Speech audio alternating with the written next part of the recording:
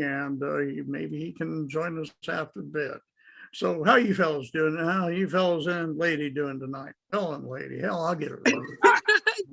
Doing awesome, Neil. Thank you. Well, it's 420 Eve, and I've been saying before that 420 Eve for an advocate is kind of like Christmas, and you're Santa Claus. Yes. Oh, it's definitely like Christmas Eve for sure. I'm so excited. I can barely keep myself still. The t-shirts ready, the tapestries ready, the raffle items from New Palestine CBD store is ready. Cool. We've got some relocation gear for anybody wanting to move to a legal state. Ready to throw on the tables. And I am ready for the American Legion. My stepson just got a job in Denver, Colorado. Beautiful. No, what are you doing for 420, Jack? Basically going to the American Legion, hanging out there and listening to all those speakers that we're supposed to have. It's going to be, should be a nice turnout there. And hang out there, listen to some music. And then at 7 o'clock, I'm going to go up to speak at the Boone County Democrats up in Lebanon, Indiana. They wanted me to come up, have somebody come up from Normal and talk about marijuana and decriminalization and state of the cannabis here in Indiana. Cool. Yeah, and then I'll hopefully run back down to American Legion. They'll still be partying and having music there. So, yeah, excited about that. Yeah, a lot of things are going to happen at the Mousetrap. Mousetrap's always got a big deal going on. And we got things going on all over the state. We've got an event in Anderson. We got an event in Fort Wayne. Yeah, what is where else? What is excuse me for interrupting, but what is Denise got going on in Fort Wayne? They're going to meet somewhere around noon at the courthouse there in Fort Wayne.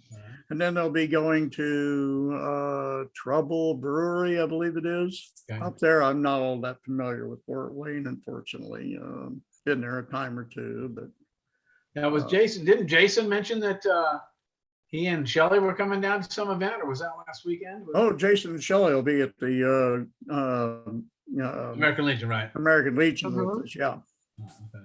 So it's there's going to be that's going to be the place to be around Indianapolis. There's an event going on down in Bloomington. Where's that? Do you know? With Brian Campbell? Brian Campbell. I think that's at the Monroe County Courthouse. Brian Campbell, our one of our associates here on Cannabis Conversations, he runs Monroe County Cannabis Coalition, and he's got an event going on down there. I'm sure there'll be a lot of smaller events, a lot of smaller private events. There may be some reports of fires, that consume everybody's cannabis in a series of small fires. That might be a problem in Indiana. I sure would like to know just how many people who use cannabis there are in Indiana. Best we can do is as an estimate, and we're never going to have an accurate number because of the stigma and people being afraid to admit that they use it. Right. Neil, would you include CBD products with that total? No, I wouldn't. No. No, that's CBD and those the components that besides Delta 9 THC, they're all important. They all play a role in our health and our attitudes, and those are important components. Everybody ought to take some CBD. It bolsters your immune system. It generally you're healthier. But the full blown THC content, I usually try to go stoned to my 2-3 times a week workout. And I prove every time it is a performance enhancing substance. because if it wasn't for that, my hip pain, I wouldn't be able to do treadmill 15 minutes, you know. Yeah, and it's it's a wonderful thing, and it's about time we accepted that in this state. Yeah. Yeah, exactly. And I know we kind of talked about it one night. I'm a late bloomer in the cannabis industry, and didn't really start using until I was 40, or about close to 40, I believe it was. And I remember my friend telling me, just smoke a joint. Smoke a joint, that pain will go away and you will function better. And I looked at him like, what kind of What are you smoking? weird things are you talking about? Like, that's not what we learned back in elementary and junior high, you know? And by golly, that first time I smoked a joint and I thought it was a fluke, I started cleaning the house. Like, Yeah. I wasn't laid up on the couch with ice packs on my knees anymore. I was up cleaning the house. Before you knew it, my yard was cleaned up. Like, it just really progressed, and that was a shocker for me.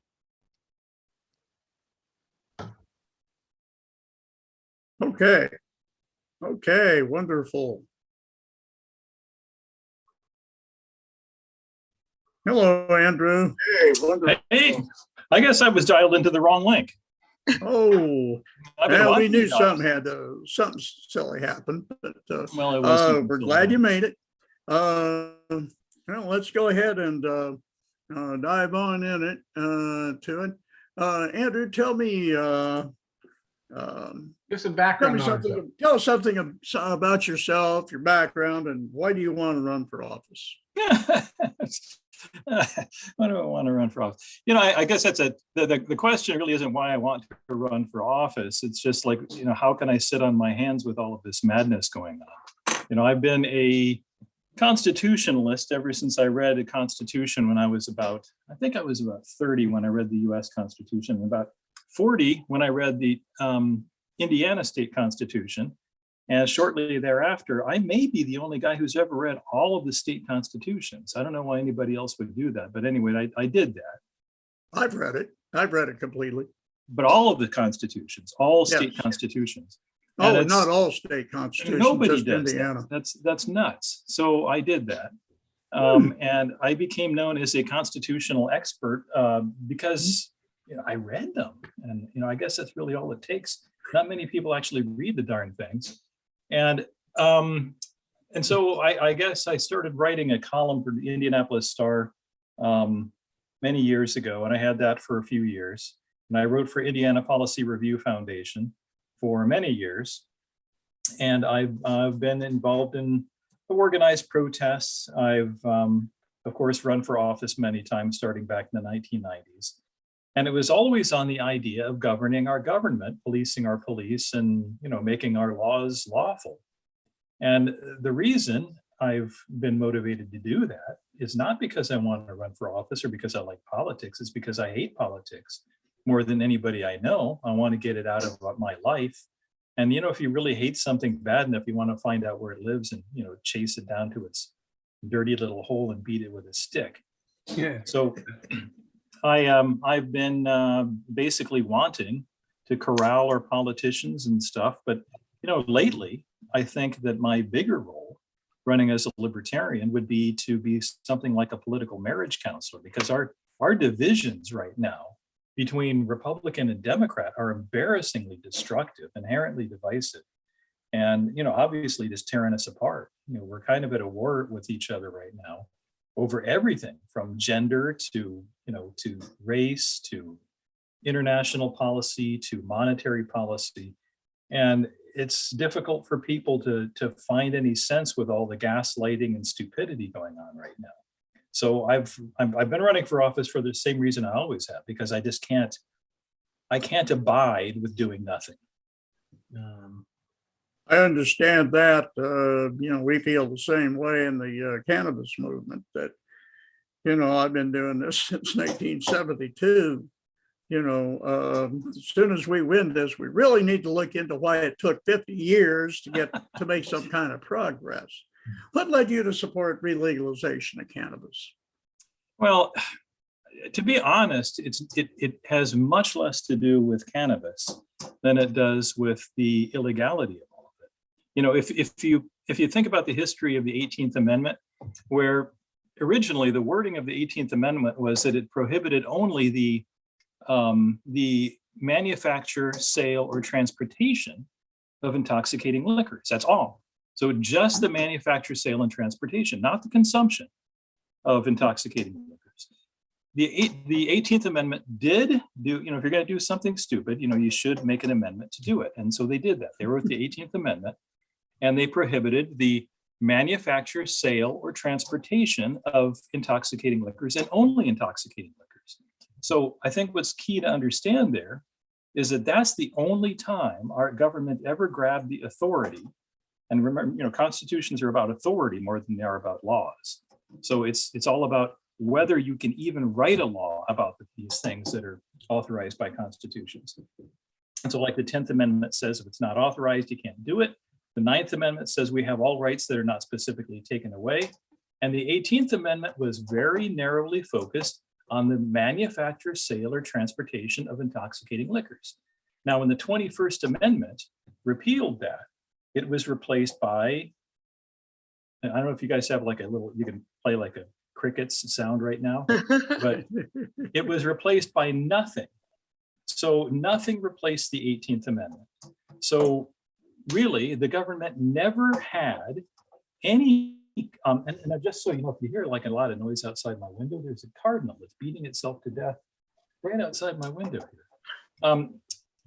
And maybe he needs a little cannabis. But my point in bringing up the 18th and 21st Amendments is that nobody ever had the right to tell us that we can't consume anything we want. Nobody, at no level of government. Our state constitution never had anything like an 18th Amendment. So the fact that the 21st Amendment got rid of any authority for the government to prohibit the manufacture, sale, of transportation of anything, let alone the consumption of anything, that authority is absolutely gone. And so my reason to be in politics has always been to govern government, make government and our politicians go legit. And you can argue about which things are dangerous and the best way to control what things are dangerous, but there's a proper way to do it. And we haven't done that. So in my way of thinking, this is far less to do with cannabis than it is to do with politicians and how this is actually supposed to work in the real world, where lawmakers should have laws. They should be authorized to write laws. Like, for instance, if you and I were to write rules, why should anybody obey them? We're not authorized to write laws. These guys in Washington, D.C. were never authorized to prohibit the sale, well, the manufacture, sale, or transportation of anything other than intoxicating liquors. And they've never been authorized to prohibit the consumption of anything. And they've certainly never been, authorized to mandate the consumption of anything either. So I think I'm optimistic that we're going to decriminalize marijuana and cannabis in general. And I live on a farm. I'd love to be able to grow hemp on my farm. But, the fact is, this is just one prohibition, one set of mandates. If we just make this about cannabis, then they're going to prohibit and mandate other stuff as well without authority. And so I want to go after the authority itself, which doesn't exist. My goal is to point out that our government is supposed to operate on rules. And the greater the power, the greater the accountability and responsibility ought to be. And our government is essentially all powerful now because we don't have any rules that apply to it, or at least they don't think there are any rules that apply to it. They don't enforce what they do have. Well, we as voters don't enforce what right. exists. And so what has been happening, unfortunately, is we have been reelecting the same people, not just the same parties and the same policies, the exact same people, almost all the time. So in the US House of Representatives, the reelection rate hasn't gone below 90% since the 1980s. And lately, it's been above 98%. So essentially, everybody gets reelected. And it frustrates the heck out of me when people say things like, oh, all you politicians are the same. No, you have no idea. You've been out re-electing the same people. So it's only 435 guys, that we have a very small pool of people that are running 535 if you count the Senate. So we've got a very small pool of people that keep getting reelected, and they're going to stay in office until they die unless we get smart and understand what our votes are actually for. And the whole point of elections was the power of peaceful revolution, and that's what we need. So do you think that term limits should be instilled on all offices? I didn't used to think so. I have regrettably come to the conclusion that it is absolutely necessary for two reasons. But with one important thing to note, term limits won't happen with the incumbents we have. So first of all, we have to be term limits, so nothing good is going to happen until we fire the bums. We have to get rid of the people we've been reelecting. Mhm. That's the only way we're going to get term limits. But once people do wake up and they vote correctly and they vote out the bums, they're going to go to sleep again. It's just a matter of time before, what's that saying? Strong men create good times create weak men create bad times create strong men. We're in a cycle, and you can guess where we are in that cycle right now. But what is likely to happen is if voters ever snap out of this stupid tribalism and we get rid of these, the same people that have been running the show for forever, then we're going to get comfortable again. Things will go great for a while. I'm absolutely of the opinion that we can fix a lot of problems, including our monetary system, all of this ungoverned government. We could fix things if we wanted to. But if we got comfortable, we would once again fall asleep at the wheel and say, well, you know what, that we're doing everything so right. We're so smart. We're going to try the Leninist Trotsky way again and have an all-powerful government. Because that's what humans do. It's a pretty clockwork kind of mechanism where, China was moving in what seemed to be a positive direction. But then in 2012, they make a dictator for life. And look at what's happened ever since. Same with Russia. Same with Russia. Real interesting to have you say that, Andrew, because my contention has always been that people have forgotten that democracy is a participatory event, not a spectator sport.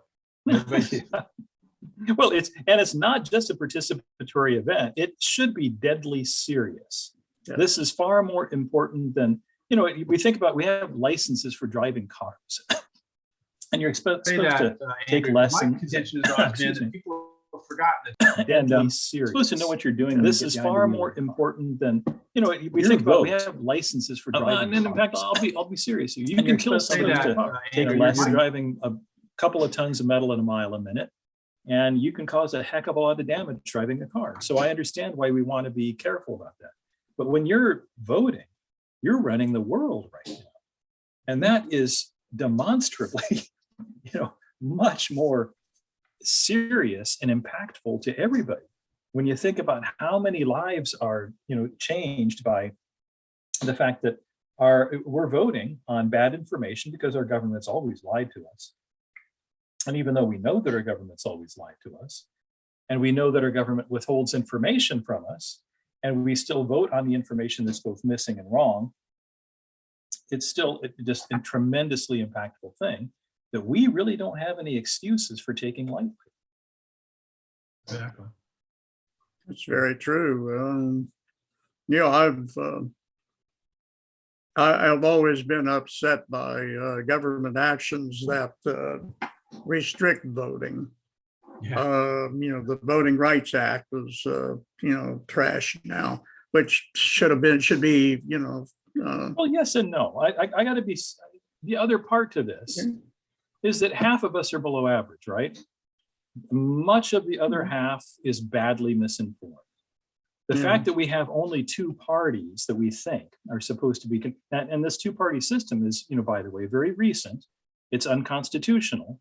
It's absolutely unfair, the way that, only Democrats and Republicans can be in the primary election. Only they can have precinct committeemen. And this is all since World War II, and mostly since the 1970s. We didn't even have primary elections until the 1970s.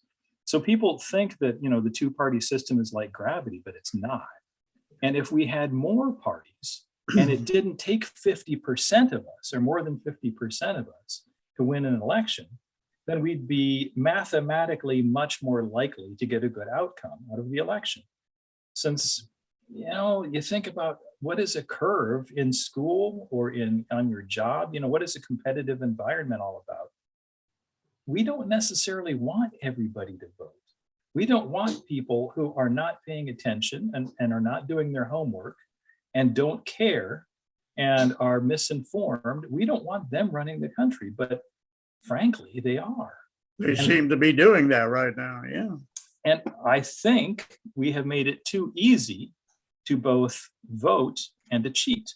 And in 1994, my election team documented election fraud. Lots of people have done it. Everybody says it never happens, but people have gone to jail for it.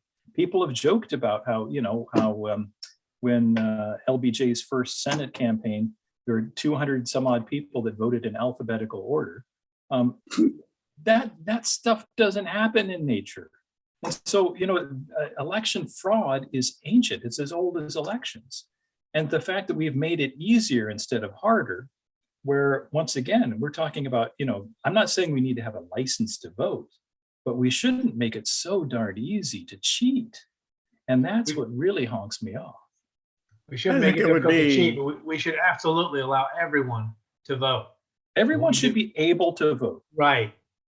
But Yes. to make it so easy to, when we documented, I know we're getting off the track here, but it's important to understand that this is a pivotal problem where we have two parties that have taken over the system unconstitutionally, corruptly, and inherently divisively. And both of them have found ways in whatever districts they have power to cheat. And people have been talking about that forever. And it's Democrats say that election fraud never happens until they say that Republicans did it. For instance, they say that Al Gore should have won the presidency and that Republicans stole the election, and then Republicans say the Democrats stole the election. It's easy to prove if you just go to boarded up houses in any major city that were boarded up since 1991 in Indiana when they started painting the dates they were boarded up, and you match it up to the voter rolls, you can see how many people vote from those boarded up houses. You can see in districts where you're likely to have less than 10% voter turnout, where you sometimes have over 100. And that's easy to prove. It's easy to prove. Why hasn't it been proven? Done. I'm sorry? Why hasn't it been proven? Why it has been proven. My point is that I did it. We did it in 1994. Lots of people have done it. People have gone to jail over it. But my point is, it's easy to gaslight. It is super easy to just say it never happened. Just the way it's easy to say that marijuana kills. Marijuana kills people. It drives them crazy. It makes people go on to other drugs. You say that enough, and it's true, right? And so it's one of those phenomena we have to understand if we want to do anything right, is how easy it is to do everything wrong. So if we want to do something like, decriminalize what never should have been never should have been criminalized, we have to understand how it happened that something like this. I'll just give you another example. For instance, silencers on guns. Originally, with the original gun act that made almost everything illegal, silencers were just a part of that. Nobody really cared about silencers on guns. But then people started complaining about certain aspects of that act, and they were removing little bits of it one at a time, but they left silencers in there. There was no reason for silencers to be illegal. And yet, it's still the case that you have to have a $200 license and you have to go through, and it's a problematic thing to get a silencer for your gun. And yet the people who have been fighting this, they might know how it happened. They might know that, it's a stupid thing, but you can't, the fact that it's been this way for so long and people have made up excuses around it. For instance, like, oh gosh, we want to be able to hear when people are being shot.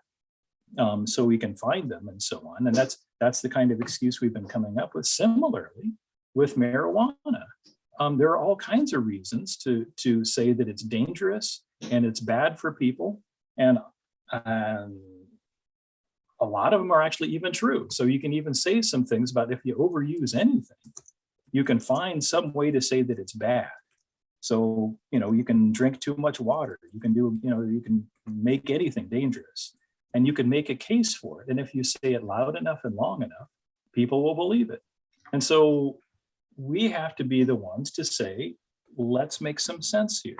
Let's stop, look at the facts and say, for instance, in my case, it's simple. Government never had the authority to do this. It has no authority to outlaw the consumption of anything, let alone something like, cannabis, which has lots of medicinal benefits. My wife just went through, cancer treatment not too long ago.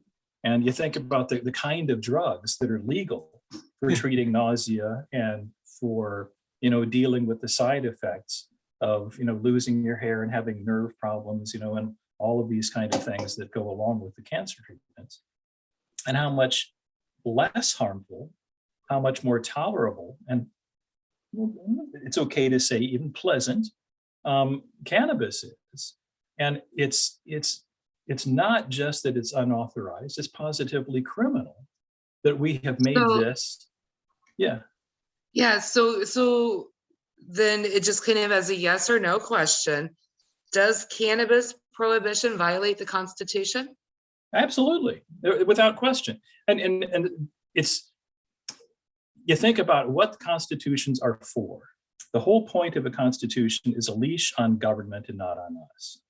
So you think, what are the, like the first words of the Constitution, you're looking at like right off the bat, when the preamble says, we, the people of the United States, in order to form a more perfect union, establish justice, blah, blah, blah, blah, blah, do ordain and establish this Constitution for the United States of America.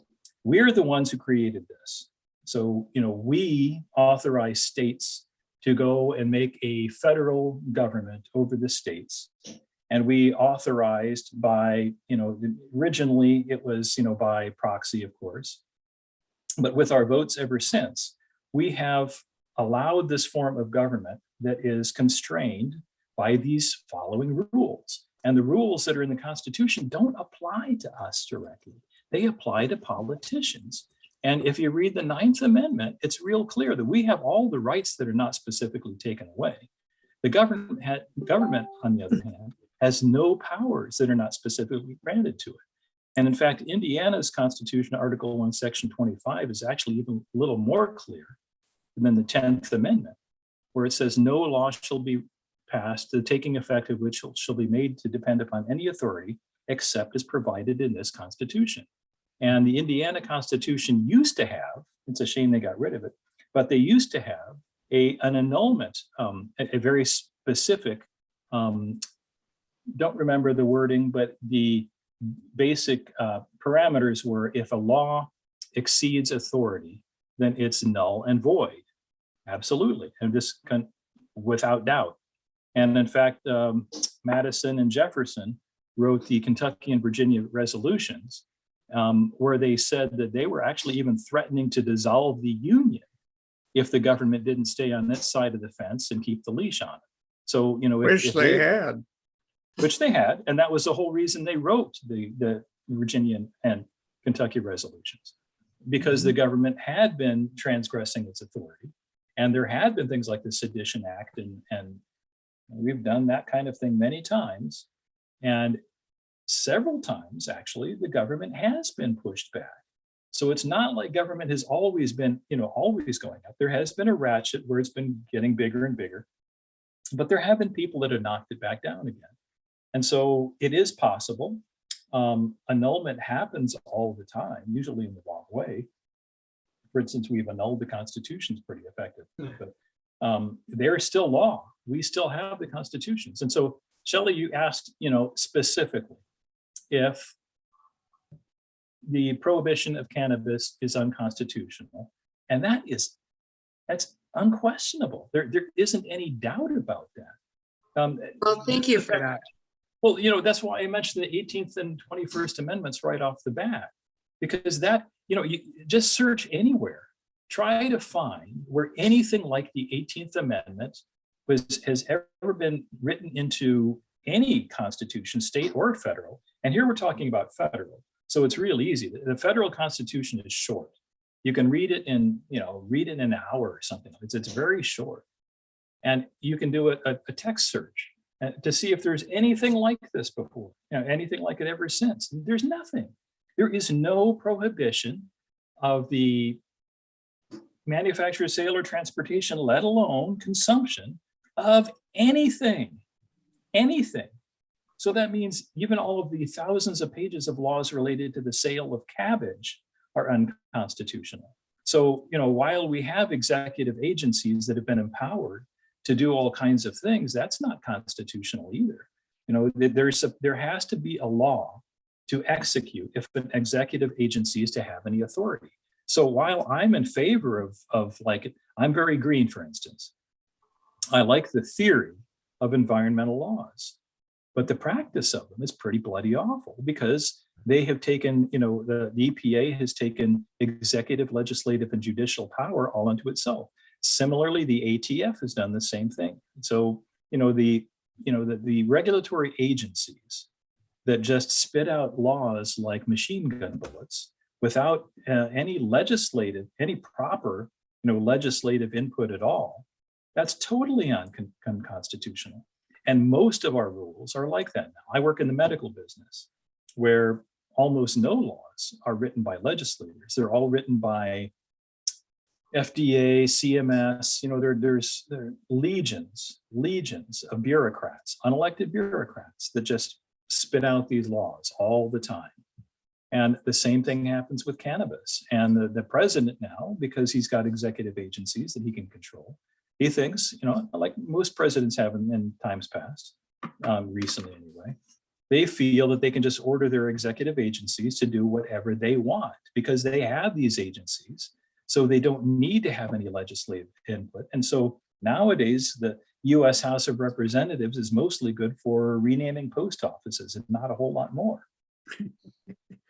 Okay, Andy, we got to pay some bills here. We're going to take a break and talk to our friends at Hometown CBD and look at the Indiana Normal stores. So we'll be back. Okay, sounds good.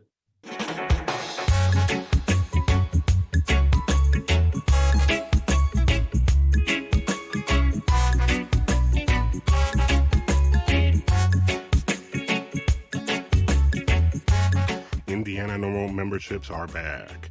Help us raise nonprofit dollars by becoming a member of Indiana Normal. The money raised will be used to educate the public about cannabis reform in Indiana, only for $25 a year. Visit www.indiananormal.org.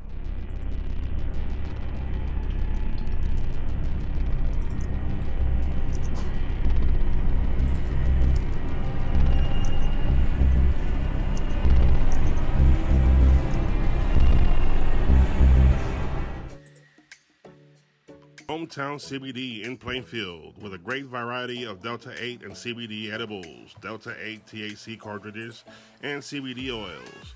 Hometown CBD, your source for high-quality CBD products you can trust in the greater Plainfield area.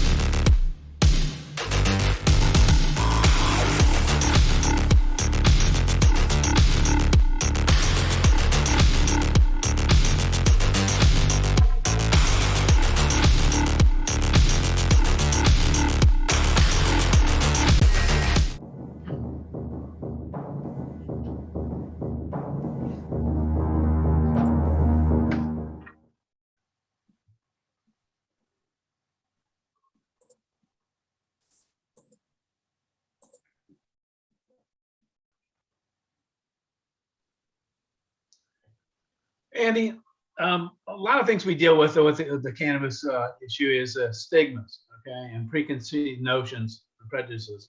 One of the things is that stoners are like Cheech and Chong, and they are shiftless and no energy and no responsibility. Now tell us a little bit about some of the cannabis users that you know. Are they responsible? Are they anything unique about the way they act and how they live their lives? You don't know, the people who use cannabis are not always, there is a stereotype and then there is a reality. And you think about how many Republicans, have been caught using things much stiffer than cannabis, and I don't want to out anybody for using cannabis because, as you know, there are other repercussions to that. For instance, you can lose your ability to keep and bear arms under other unconstitutional rules. That's extremely unconstitutional. Yeah, so there are a lot of Republicans who would not want to admit, a lot of gun-toting, Bible-thumping Democrats, for that matter, especially in my district, who would not want to admit that they're users of cannabis. And you think about how many people are using, just because of the way the cannabinoid receptors work in your body. Sometimes it helps to have a little THC, to make the other components work properly and to their maximum effect. And so, there is a theory anyway that some of the most beneficial compounds don't work as well if you don't have a little THC in there. And the whole plant has got lots of, amazing properties to it that a lot of us who are not, I'm going to tell you frankly, when I ran for governor against Mitch Daniels, I believe I was the only candidate who was not a cannabis user, or at least, in fact, Mitch got in trouble for it. So, I'm not personally into using cannabis as a recreational drug. I see the medicinal benefits of CBD, and I want to grow hemp on my farm because it's got all kinds of other properties, for building materials and food and medicine and all kinds of other stuff. And so everybody has got some kind of reason why they would like, if they knew about it, to grow at least hemp. And if they're serious about medicine, then they would probably want to have whole plants that have some THC in them too. So, I already said that this is, for me, it's not about pot. It's not about hemp. It's about the government. And I want to govern our government. But if you're talking about, the stereotypes and hysteria that have gone along with this, that's kind of what I was getting at before, where we have to understand how it is that something this dramatically, destructively stupid, where we're tearing up countries all over the world, empowering drug cartels in foreign countries and so on over our drug prohibition. The reason it happened is because we're able to gaslight people and tell them, amazingly stupid, absolutely false things about what the drug actually does. And, similarly, we were not told everything about these vaccines or about anything these days, even what's going on in Ukraine. The fact that there is so many things in our governmental sphere that we're misinformed about, that we don't know the details about, and then we vote on it, we get hysterical about it. That's kind of what you're asking me about, so, the stereotypical pot user is not necessarily, there's the stoner, the guy who forgets everything and has no, will to go to work. And I've honestly known people, I've known pot users who were like that, but they were like that before they started using pot too. So I'm not. Cannabis does not make you something you're not already. Yeah, well, it's, you can overuse anything. And there is science to indicate that it does cause some rewiring of your brain. Sometimes that's a good thing though. So it's, all things with their proper place. And I'm not opposed to the use of any of this stuff just because of my job and I get drug tested and other issues. I don't want to be a user right now and expose myself to that. But, I'm almost 65. When I retire, I'm probably, why the heck can't I kick back? What the heck? Why should I not be able to do that? And alcohol is more dangerous. I mean, I think it's not difficult, to demonstrate, the difference between a, drunk driver and somebody who's on pot, so the guy driving at 20 miles an hour in a 50-mile-an-hour zone is not the guy who's drunk, most likely. And so, I'm not going to say anything particular about the the benefits or the, the stereotypes so much. I guess my goal is to discuss the misinformation and the tribalism, because, a lot of this is tribal, and it's needlessly so, because it's, it's right now kind of a Democrat versus Republican thing. It was not always, even though it started with, Nixon's war on drugs. It was not, it really wasn't a Democrat versus Republican thing. And really only the Libertarian Party has ever been like totally on board with decriminalization to begin with. So, and in fact, basically coincide, the birth of the party just about exactly coincides with the start of the war on drugs. And so, the two things are not unrelated, but my issue is that this is all about deception and corruption and lack of authority. And what people do on their own, whether it's pot or whether it's anything else, that you can kill yourself on a motorcycle, and yet motorcycles are tremendously dangerous, but they're not. We don't have the same sort of outlaws, and that you're not going to go to jail for having a motorcycle. Generally not, anyway. Why do you think, give me your impression on why cannabis was made illegal to begin with? Well, there's kind of a long, ugly story there. A lot of it's actually racism, and so there's a racial component to it. There is the idea that, when you're looking, a lot of the literature going back, it did paint the stereotype of a dangerous Black man under the influence of this, this devil's weed. And that kind of fear mongering was powerful. And there was some truth to a lot of musicians, and, like a lot of people, a lot of Black guys were caught. Black people were more heavily policed than white people were. So whatever people are doing, Black people were more likely to get caught doing it, just because there were more people watching them. And so it was a fairly easy thing to associate a danger and a drug and a race all together. And then you can make this into something you want to outlaw. Now, I got to be honest with you. I've never understood why it was that anybody felt the need to make cannabis illegal. It just didn't make sense to me. I can understand, to a degree. I mean, alcohol makes some sense. So I can understand why the original prohibition movement started with alcohol. And, it was easy to associate that with dangerous engines and men, and it was kind of all together with, women's suffrage, and women were heavily involved in trying to make, alcohol illegal, because men could be very abusive and dangerous, and they could beat their wives and all that stuff when they're drunk. So I get that. That doesn't happen with cannabis.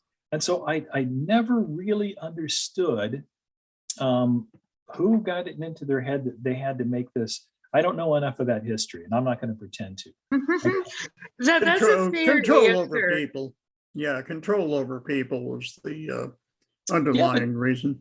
But there's lots of ways to control people, and they didn't have to do this particular one.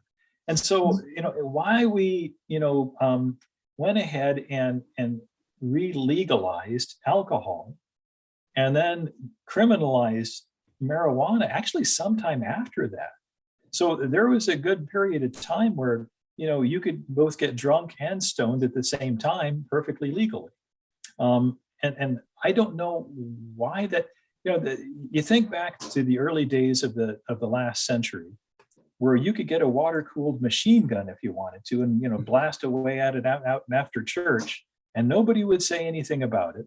But then alcohol was then made illegal, and so you could have this big machine gun, but can't get drunk. Okay, I can understand why those two things might not go together. How all of these things got intertwined, where okay, let's make alcohol legal again, partly because we wanted to tax it. And so it wasn't even a matter of getting rid of a sin or something like that. It was because we needed the money And, you know, it was an industry that could be taxed, and obviously there was a lot of revenue to be made from it. I don't know why they don't see, you know, the same thing with cannabis. And in fact, with as many advances as have been made with the use of the whole plant, it's not like it's ever been a useless plant. People made rope out of it forever, and fabrics and all kinds of things. This, you know, Indiana used to be a major center for hemp production. And it's not like it was ever as useless. When you think about, I mean, alcohol you can make into a fuel, I suppose, but it's terribly inefficient, as we found out. Alcohol as a drink can be enormously dangerous. And so why cannabis? I never really understood that particular one, because you think about the ways we can control people now without doing that. We have infinite, everything's illegal now. I mean, there's only 7 things that are legal these days, it seems.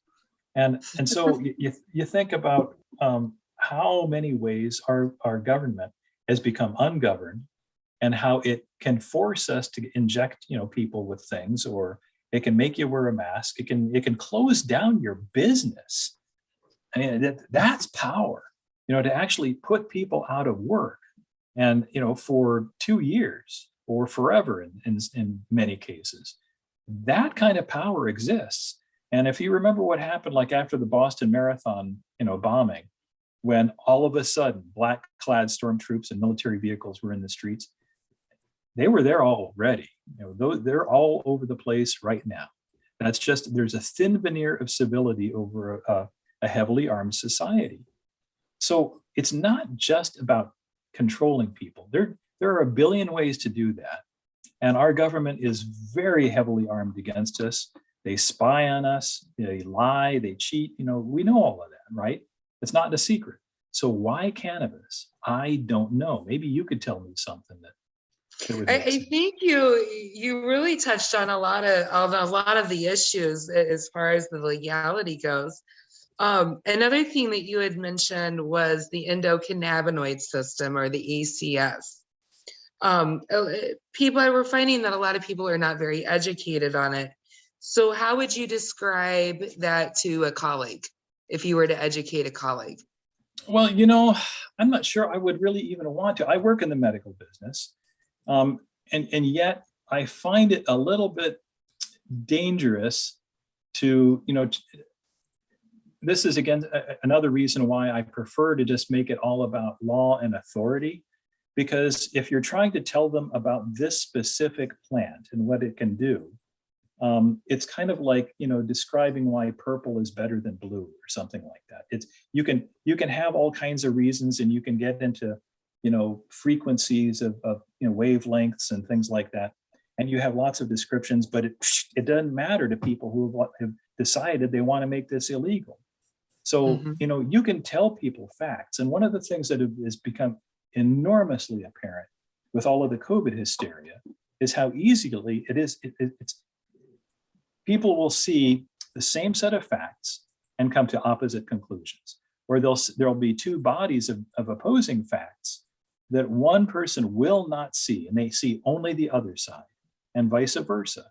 So, you know, I think that one of the things that I think my major role, and I can't remember if I already mentioned this, is I feel like libertarians need to be something like political marriage counselors, where right now the division between Democrat and Republican is so stupid and so, you know, so deeply ingrained, where, you know, people will take opposing views just because they're opposing, not because there's anything right or wrong about them. And so, you know, if you try to educate people too much, then you're not getting to empathize with them.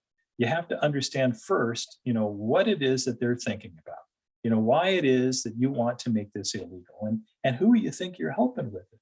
And I think we have many better, you know, yes, there are lots of medicinal benefits, and you can slap down, you know, a stack of papers with medical studies that demonstrate all kinds of things about this, but they're not going to read it, and that's not going to appeal to them. They have different reasons for wanting to make, either for keeping this illegal, And it could be corruption. It could be something you're not going to touch anyway, and you need to move on if that's the case. Or it could be just that they're misunderstanding that, maybe they don't realize how bad this is internationally, how it fuels the rest of our drug problem globally, and how that has created, terrifying regimes like in Meso and South America, with all kinds of drugs, not just, obviously not just marijuana, but we have fueled an industry that, once you make anything illegal, I think, maybe a better argument is the very nature of a black market is inherently going to be more dangerous. It's already criminal, right? Because you made it criminal. Right. And it's going to be more profitable because it's dangerous. You get the supply and demand working out correctly, and people are going to get killed. So at what point are you going to be discussing the life and death ratio, the profit and cost ratios, who's benefiting from this and who's really suffering? And I think one thing that maybe I don't want to say too much about any particular movement in general, because like, for instance, the BLM and Antifa movements had lots of, negative things associated with it. But one good thing that I think might have come out of all of that is that a lot of people were looking at how the legal system is, legal and policing is kind of a mess. And it needs a lot of work. And I think that's one of those things that you should be able to come to an agreement on, both left and right, for one simple reason.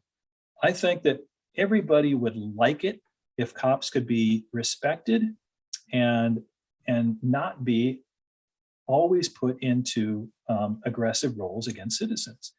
One of the reasons we have so many problems with cops, and why cops have, a lot of good cops have left and a lot of bad cops have joined the force, is because we have put cops into increasingly authoritarian and adversarial roles against citizens. The more things you make illegal, the more they have to get tough, and then you're going to have the, make my day cops who are going to be criminals in order to catch criminals. They're going to cheat. They're going to have, like you see unmarked cars hiding behind things to catch speeders and all of that. I think that kind of sneaky stuff is one level. But with a war on drugs, where they get dressed, they act like drug dealers. They go right up to the limit. Maybe they don't actually kill as many people, but a lot of people do get killed with this kind of policing and this kind of authoritarianism. And I think that the BLM and Antifa movements at least brought some attention to the idea that there is some bad stuff happening in our policing and our legal system. And if we want to, and if Republicans want, that thin blue line to be respected, if they want cops to be, to polish, the badges and put on nice, stiff, clean caps, and they want people to see these guys in marked police cars and say, thank God there's a cop here. If they want that, then they've got to be policed themselves. They've got to be under rules. They've got to be, disciplined themselves if they're going to be disciplining us. And I think that would be a much more common ground way to approach it than trying to, everybody's getting beaten with science right now. I work in science. I work with engineers and scientists all the time. That's my living.